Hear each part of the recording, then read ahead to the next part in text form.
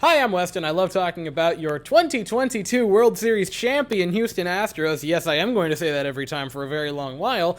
And I just wanted to make a quick video. There were a couple things that came out today with some interviews and quotes, some news that came out that I thought was kind of interesting and just wanted to talk about. I also think I'm still just completely riding the high that was last night and wanted any excuse to make an Astros video, and we're going to use this as an excuse to make it. So there were some quotes by Dusty that I want to get into first.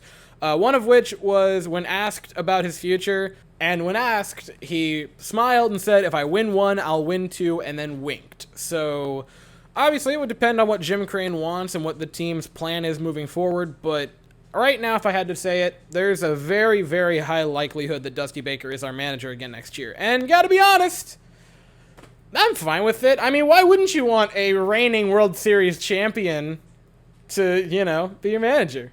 Because he's a reigning World Series champion, guys. Because we won the World Series yesterday.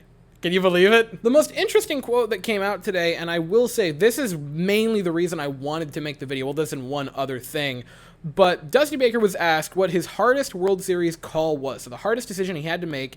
And he said, quote, "Probably leaving McCullers in there to save my bullpen. I knew it was going to get ridiculed, or I knew I was going to get ridiculed for it, but I didn't care. I was doing what was best for my team. He wore it. That's what I love. This guy's a warrior."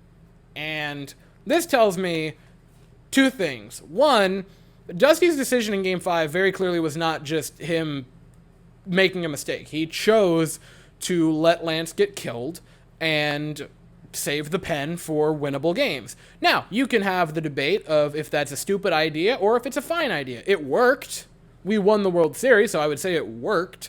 If we don't, that's a different question, but we're not in that reality.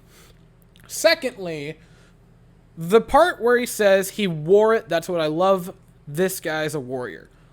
This tells me that he more or less went to Lance McCullers and said, "Are you fine getting just crushed in this game?" And McCullers very likely said, "Yeah, it's going to happen." Which, if that is the case, and that's how I'm choosing to read into this, Lance McCullers willingly let himself get destroyed in the game and then afterwards online to allow the team to be healthy going into a later game and not just use every bullpen arm we have.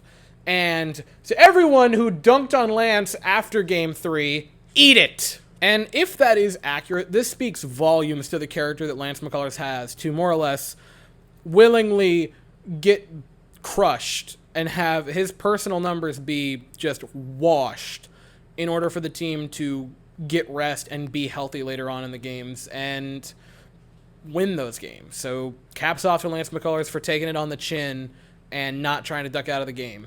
He wore it and let our bullpen be healthy for Game 4, 5, and 6.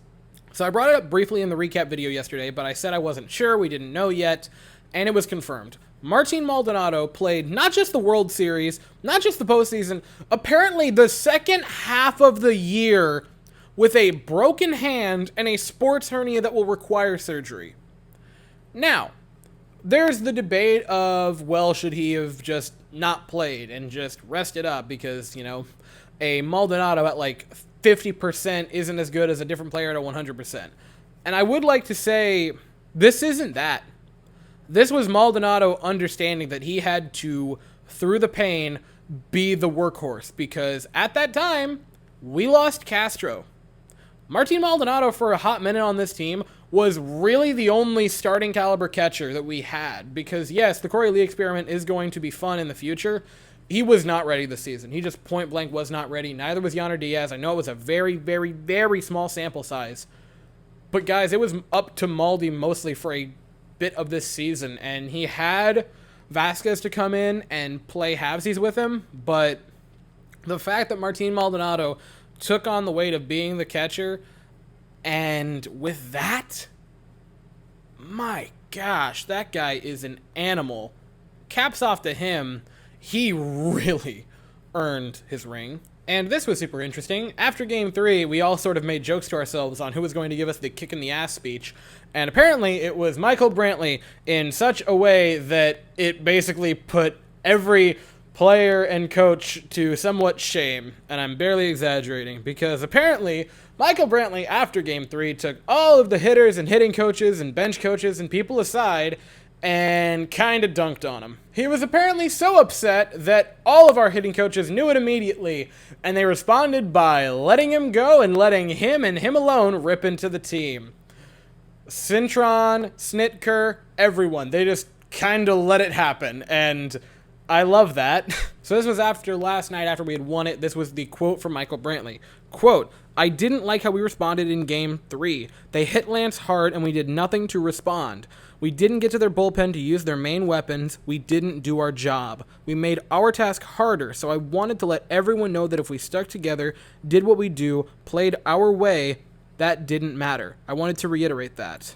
It was straight from the heart. What I believe, what I was feeling, I went to bed that night thinking about it. I woke up the next morning and just had to get it done. I had to say it." Uncle Mike, ladies and gentlemen. Michael Brantley, man.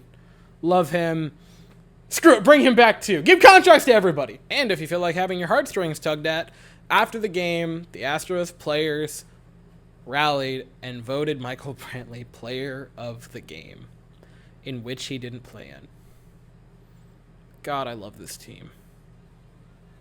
And one of the most interesting parts of the day, which was a revealed trade that didn't go through because of Crane and Dusty Baker. James Click and the Cubs had agreed on a trade, 1-for-1, Jose Urquidy for Wilson Contreras. It was agreed upon. Click was totally up for it. The Cubs were totally up for it. It was a done deal, but Baker and Crane vetoed the trade. And again, thank God we won the World Series, because oh my gosh, if we hadn't and that came out, so many heads would be hanging from platters in the city of Houston. But I thought that was super interesting of that almost happening, but not quite.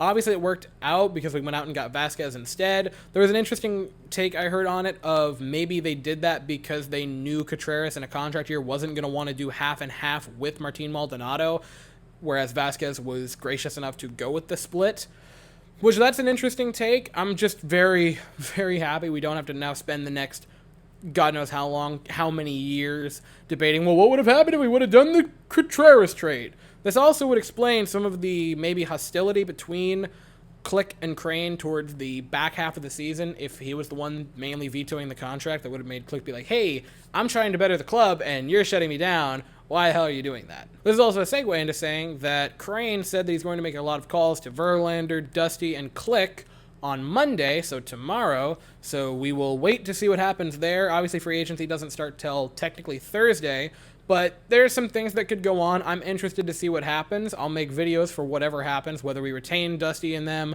whether we don't retain them. And if we don't, hopefully we retain everybody. Hopefully everyone comes back. The band's back together, reunited for another year, and we go back to back. Wouldn't that be neat? But regardless of what happens, I will make videos talking about it. So I don't know when I will make another Astros video, but when something happens, I'll be here afterwards to talk about it. But that's it for this one.